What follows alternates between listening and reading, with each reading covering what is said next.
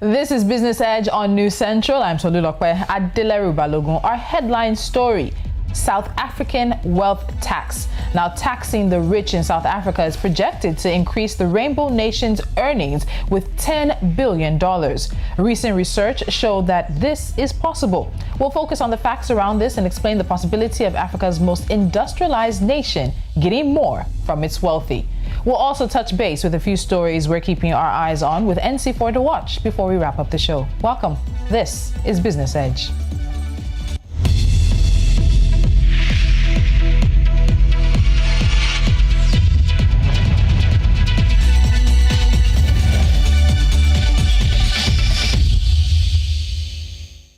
Now, an annual wealth tax on the net worth of South Africa's richest people could raise as much as 160 billion rand, about $10.7 billion, and would also narrow inequality in a nation where the most affluent 1% of the population own 55% of personal wealth. A recent study carried out by groups including the World Inequality Lab assessed personal wealth in South Africa and proposed a range of taxes on net worth of above 3.82 million rand, or the top 1% of the population. South Africa is one of the world's most unequal nations, a legacy of the apartheid system of racial discrimination that disadvantaged the black majority and ended in 1994. The concentration of wealth is more extreme than in France, the United States, the UK, Russia, China, or even India, and has not decreased since 1993, according to the study. Now, under the moderate tax scenario, about 350,000 individuals would be subject to the tax, with the level ranging from 3% to 7%, depending on affluence. The top rates would apply to people with a net worth of above 146.89 million rand and would only be levied on wealth above that level. The study said that raising 160 billion rand in taxes would be equivalent to about 3.5% of South Africa's gross domestic product. Joining me is the Chief Investment Officer for Ovid Capital, Ekos Akpokabayen, and we will of course get to him in just a moment. Technology is deciding to act like it can, but this conversation about wealth tax is one that's not just happening here on the continent, but is happening globally as well. A number of countries have actually had a wealth tax for a number of years, but not everybody kept it. Ekos, good morning and welcome again to Business Edge. Thank you so much for joining us. Oh, good morning. I should say good afternoon, because yes, it's afternoon in South Africa now. So let's get straight to it. We hear taxes and we understand what it means. We work, government decides to take a portion out of what we have worked for. But when it comes to what a wealth tax is, can you quickly just give us, what is the definition of a wealth tax? A wealth tax basically is targeted to the rich. So you look at the population, those that earn within a very high threshold of their income and bonuses, and the government can target those population. And if you look at most countries, you'll find that just like what you said, that 1% is controlling 55% of the wealth in South Africa. Yeah. So you can see if you tax that 1%, you obviously get what you will get in the rest of the population. So targeting that 1% is directed, and it's called the wealth tax. So this taxing would not just be on income, it can also be on assets, it can also be on real estate. What would it encompass? Can you repeat that again, quickly? So would the taxing only solely be on generated income, or would it also include paintings, real estate, vehicles? What could be taxed? Yes, it's any asset belonging to wealthy individuals.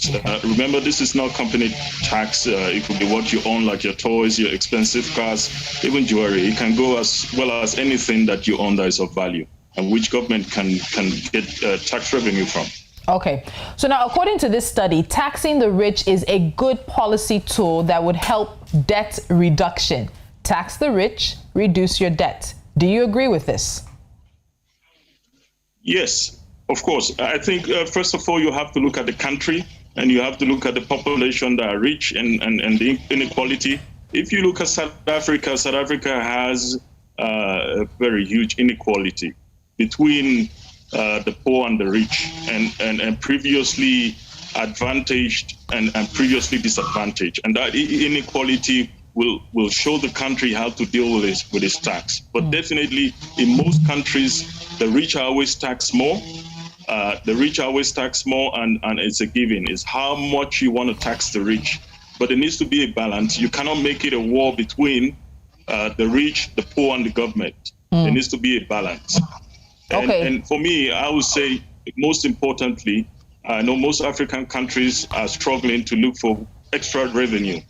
And there's talk in South Africa of this wealth tax and taxing the rich. But we will say that in Africa, we have to look inwards, especially increasing the capital market. But I can talk on that later. Okay. So you talked about this not turning into a war between the rich, the government, and the poor. So in terms of the tax, many also say that this would be a relief mechanism for poor South Africans, that they would not have as much burden, that there could be excess money in their pockets, which they can then spend on the economy. So do you think taxing the wealthy actually really translates to less taxes for the poor? Yes, I agree. Yeah, it will. One of the things we have to look at from the data that came out last week, or I think it was early this week on Monday, that data showed that the rich made more money since last year, since the pandemic. They were paid more bonuses. So when you look at the GSC, all the top CEOs and all the top directors were paid more, even more before the pandemic. So they were getting more money. They were getting richer, but when you look at the poor or most of the other population, they were losing their jobs and they're struggling. So of course, it's not targeting the rich. Of course, it's just normal. They continue to benefit in an economy that is struggling in a pandemic. So it's just fair for the rich to pay more towards the economy. So when we talk about the rich, they also have resources available to them that the rest of us don't. And some of those resources include the ability to move their money to other places. Now, the possibility of capital flight and reduction in investment is a possible risk of taxing the wealthy. How can South Africa guard against this if they're actually truly sincere about bringing in a wealth tax? Yeah, South African government, especially the president, is very good. One of the best ways is, first of all, consultation. In South Africa has a lot of unions. South Africa has a lot of organizations and associations that engages through the private sector to government. And this is a government initiative. So what government needs to do is to first consult and make sure the wealthy people, of course, it's 1%, it's not very difficult to get across to them, to understand this is not an attack, first of all, on them, but the country is, we need nation building, we need more access to revenue to balance the books, and so there needs to be that consultation. And I'm very sure the president has been very good at this. We saw the way he handled the pandemic at the early stage with very good consultation. So first of all, that's the first way. The second way is monetary control. The monetary control of the country currently is quite good. The monetary control has to show how capital can leave the country, the capital flights, what are the reasons you want to move money, and what are the loopholes. And one area we've seen concern, and which experts have been raising concern recently, is we've seen a lot of rich people using their wealth in this country and buying gold and precious metal, and then metal abroad. But we don't know the percentage of that. But we think with more engagement in government, there will be cooperation from the rich. And we saw that with the Solidarity Front in South Africa, where government called on the rich people and they were able to raise few billions for the country without any tax. This was voluntary. So if the government engaged with them more, we'll see a smooth ride in taxing the wealthy. Okay, so this wealth tax conversation is not just one that's being held in South Africa. We saw it come up many times in the United States in recent times. We've seen people like Bill Gates and Warren Buffett also talk about, the fact that they believe the wealthy should be taxed more. Back in 1990, around a dozen European countries had some form of a wealth tax. Today, only 4 European countries have it: Spain, Norway, Switzerland, and Belgium. Most European governments have actually eliminated the tax because for them, they said it was problematic in design and enforcement. And France actually scrapped theirs in 2017. And many criticize the tax as saying it often hits people with plenty of assets but little cash on hand to actually pay the tax man. So how do you think South Africa can make it work where others have not? And what lessons do you think, if South Africa is actually going to tax the wealthy, what lessons will South Africa take for countries who have tried this, and those who are being successful and those who have failed?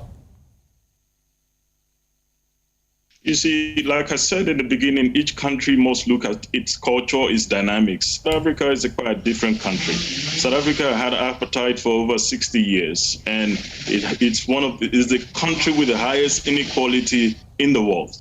So obviously, South Africa has to handle its own problems based on the current situation. And one of what we see in South Africa that is very dangerous is that South Africa economy was put in a junk status. It was downgraded in the last few years. So to borrow money, to play in the world economy has been very difficult. To source capital as well has been very difficult. But one of the rooms is just temporary. We cannot compare developed economies to emerging markets and developing economy. South Africa has to be able to balance its book. It has to be able to show transparency in using this tax. It's one of the things that is quite important. It has to show that this revenue collected were used properly. And over time, this money needs to use to empower most of its population, to educate them so that they become also productive. And then in the future, the wealth tax, of course, the dynamics will change like developing nations. But at this point, South Africa is a very peculiar nation, and it is no doubt. If you look at all the economies in the world, it has the highest rate of inequality, the highest rate between the rich and the poor. It has the highest, so that is very troubling. All right, so we're going to take a break here. When we come back, we talk about who else can be taxed. The diaspora, could they be looking at taxes specifically for them? Internet tax and cable tax, is it coming for you in South Africa? And then what should we anticipate from the February budget speech by the Minister of Finance? All of that conversation right after this.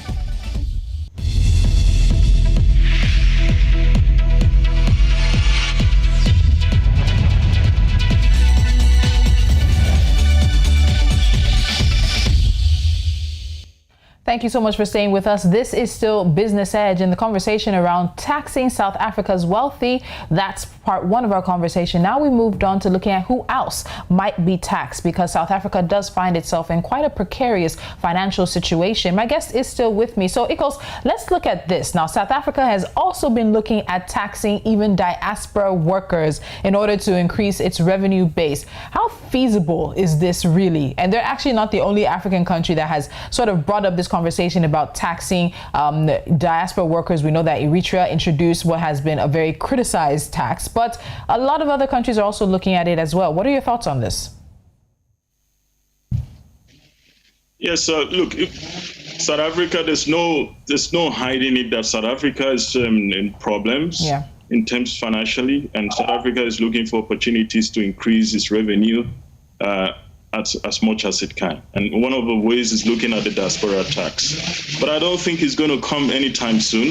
The reason why is because of the complexity of South African diaspora. And when you look at a lot of South African diaspora and the laws, most of them are holding two citizenships, a lot of, especially the white population of European descent. So it's been very tricky. Those have been the target who can really bring a lot of revenue to the government. So, but the government is looking at it, the tax experts are looking at it. It's one way in the future we'll look at. In 2019, one of the ways, and it was a big debate and struggle, South Africa increased its VAT from 14% to 15%. But one of the ways it safeguarded for the poor, the most vulnerable in the society, was to exempt certain goods like maize meal and bread so that they will not be affected. But experts are still looking at that. And we are saying that temporarily they will not be affected, but in the long run they will be. So I know this is being looked at properly, but I don't think it will happen anytime soon. Okay, so we're also hearing that internet tax and cable tax are some of the issues on the table, and they are examples of new tax systems which have been adopted across many nations. We can also see case studies here on the continent where countries have adopted an internet tax and how it has affected internet businesses and also internet usage in the countries. Do you see more African countries actually copying this module? If it works, we're still in the stage where we're trying to see, is it worth the stress of taxing people who are using the internet? Is it worth the stress of taxing those who are using some form of cable? So could more African countries adopt this if we see that it works? Yes, we've seen in Uganda. Uganda is already taxing its population on the internet tax and the tax cable. South Africa was looking at it in order to improve the infrastructure. Certainly, with time, countries will follow suit. But I think it's too early because at the continent, we have 1.3 billion people in Africa, and we only have about 500 million using mobile communication and just about 300 million using the internet. And there's no internet in most places, and we want that to grow.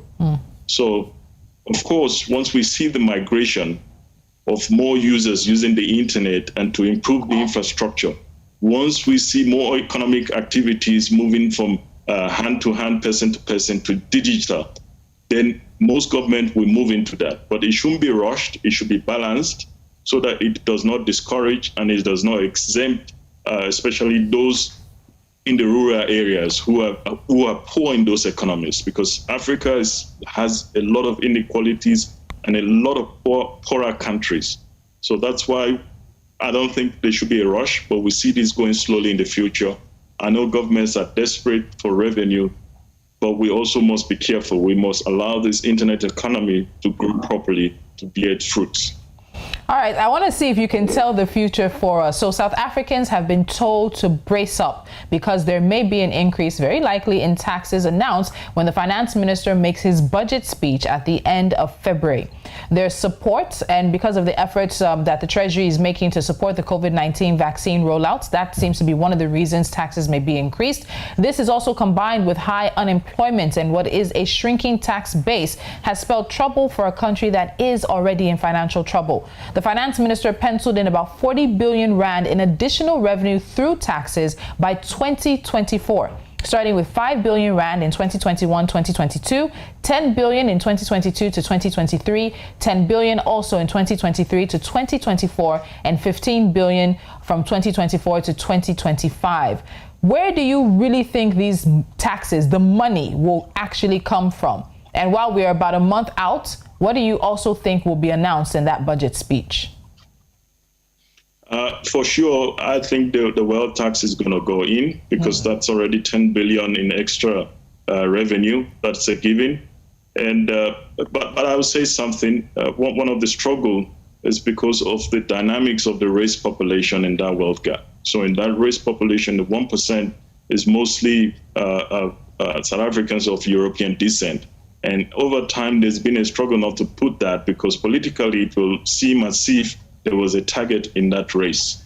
But unfortunately, the time has come as South Africa has increased its VAT and there's no much room for it anymore.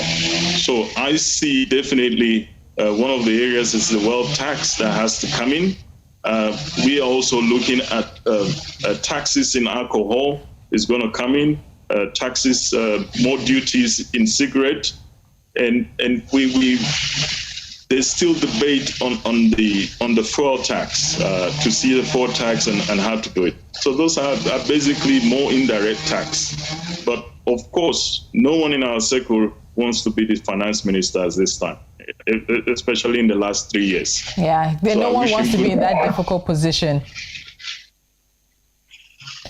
Okay, yes. So Ekos, before we wrap up, you mentioned, and I also mentioned earlier in the introduction, about how unequal South African society is, particularly when it comes to finances and the economy. It's actually the most unequal society we have on the planet. So this is my final question to you. Aside from taxing the wealthy, who you say there's a historical context of being white South Africans attached to that, and there's political conversations around that, how else can South Africa address this enormous inequality, this enormous gap between the rich and the wealthy, the 2% of South Africans who are controlling more than 55% of the wealth of the country. And when you look at what the middle class controls, combined with the middle class and what the lower classes control, is not even close to what the 1 or 2% of the wealthiest South Africans control. So how does South Africa really start getting a handle on this inequality? One of the secret in building any nation, first of all, it's its education and its health. To build a nation, you need to give good health and good education. You'll be shocked. That's what research and data has shown. South Africa also has a problem with its land. About 100 years ago, the land of Black people were taken away, and it was put in the hands of few. And that has been a problem in order to get the land situation right. It's become a lot of being political, and South Africa has monitored what happened in Zimbabwe and the attacks Zimbabwe received. And that's why the government has been very careful. I think if South Africa can get the land right, and educate its people and give them good health care.